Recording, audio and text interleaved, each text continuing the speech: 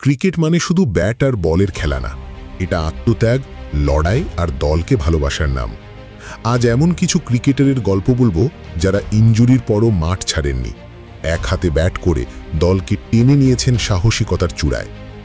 হয়তো রান বেশি ছিল না, কিন্তু তাদের জেদ ছিল ইতিহাস গড়ার মতো। চলুন শুরু করা যাক। ক্রিস ওকস, ভারত বনাম ইংল্যান্ড 2025। এক হাত ব্যান্ডেজে ঝোলানো, সোয়েটারে মোড়ানো, অন্য হাতে ব্যাট। ভারতের বিপক্ষে ওভাল টেস্টের শেষ দিনে ক্রিস ওকসকে দেখে মনে হচ্ছিল কোনো সিনেমার দৃশ্য, যেখানে আহত হয়েও নায়ক লড়ে যাচ্ছেন শেষ শক্তি দিয়ে। আসলে সিনেমার দৃশ্য নয়, এটা ছিল বাস্তব।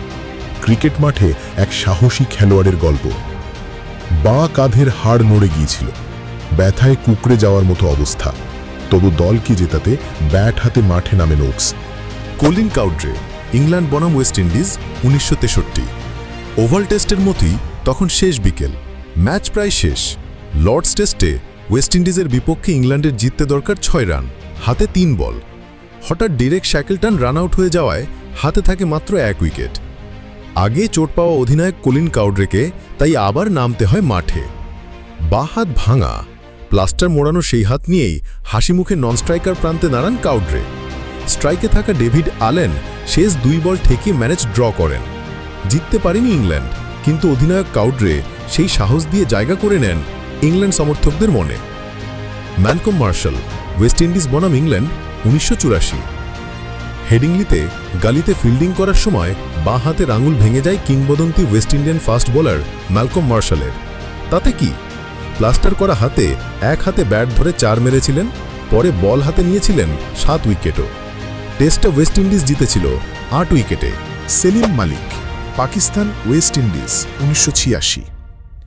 নামটা শুনলেই এখন তার ম্যাচ ফিক্সিংয়ের কথা হয়, কিন্তু একসময় এই সেলিম মালিকও দলের জন্য নিজেকে উজাড় করে দিয়েছিলেন।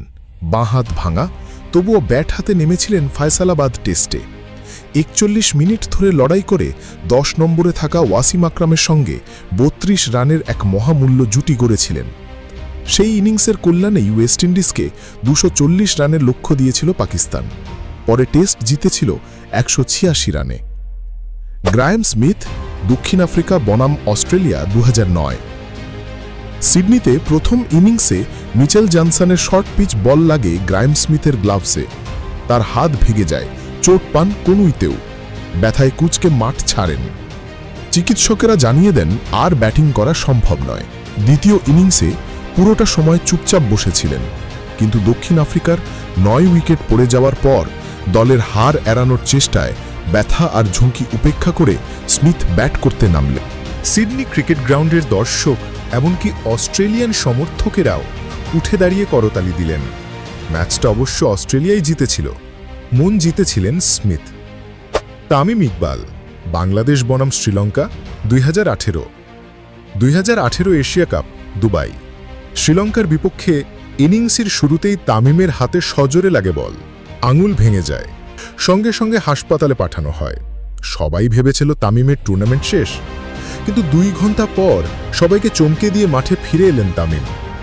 কাটা গ্লাভস পরে আঙুল বের করে ব্যাটিং করেন এক হাতে। ব্যথা পাওয়ার আগে 3 বলে 2 রান করেছিলেন।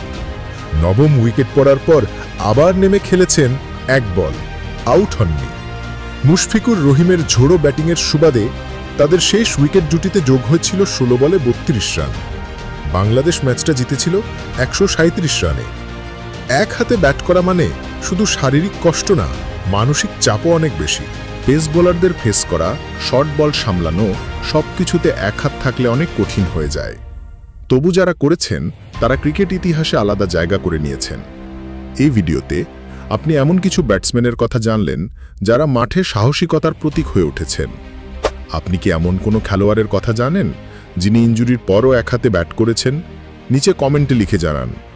আর ভিডিওটি যদি ভালো লেগে থাকে তাহলে অবশ্যই লাইক দিন, শেয়ার করুন বন্ধুদের সাথে এবং আমাদের চ্যানেলটি সাবস্ক্রাইব করুন এমন কন্টেন্ট পেতে হলে।